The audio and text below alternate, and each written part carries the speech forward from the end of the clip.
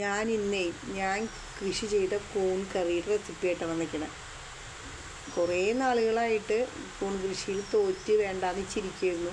പിന്നെ വീണ്ടും YouTube channel കണ്ട് ഓർഡർ ചെയ്തു. വിത്തും പെല്ലറ്റും അത് വന്നു. 2 പെല്ലറ്റ് പാക്കറ്റ് ഉണ്ടായിരുന്നു. 2 പാക്കറ്റിൽ വെക്കണ അത്രയും വിത്തുണ്ടായിരുന്നു. 2 ബഡിന് ഒരു വാട്ടർ സ്പ്രേ ഉണ്ടായിരുന്നു ബോട്ടിൽ.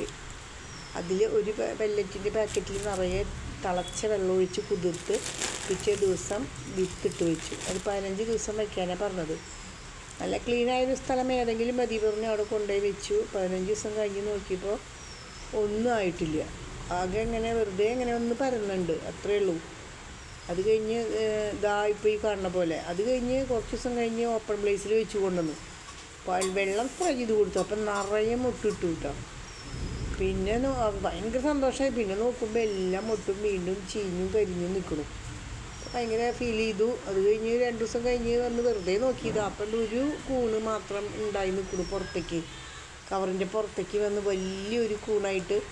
ഞാനത് പൊട്ടിച്ചെടുത്ത് ഒരു ബൗളിൽ വെച്ചപ്പോൾ ഒരു പൂ പോലെ നിറച്ചിട്ടുണ്ടത്. അത് നുറുക്കി തിളച്ച വെള്ളത്തിൽ മഞ്ഞൾപ്പൊടി ഇട്ട് അത് ഊറ്റിയെടുത്തു.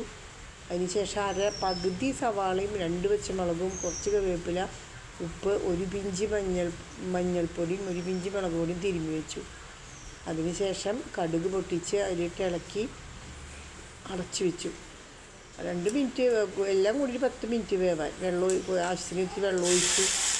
എല്ലാവർക്കും ഭയങ്കര ഇഷ്ടമായി. നല്ല ഇഷ്ടത്തോടെ കഴിച്ചു. ഞാൻ അഹങ്കാരത്തോടെ കഴിച്ചു. ഞാൻ പറഞ്ഞു ഞാൻ ചെയ്താലും ഉണ്ടാവുമെന്ന് അഹങ്കാരത്തോടെ പറഞ്ഞു. ഭയങ്കര സന്തോഷമായി. നിങ്ങളും ചെയ്ത് നോക്കൂ. നിങ്ങളും ചെയ്തത് എന്നും കൂണ് കഴിക്കാം നമുക്ക് ഇഷ്ടത്തോടു കൂടി. നമ്മളുണ്ടാക്കിയ കൂണാന്നും പറഞ്ഞിട്ട് അത്രയും നല്ലതാണ്. അപ്പം നിങ്ങളൊന്ന് ചെയ്ത് നോക്കൂ.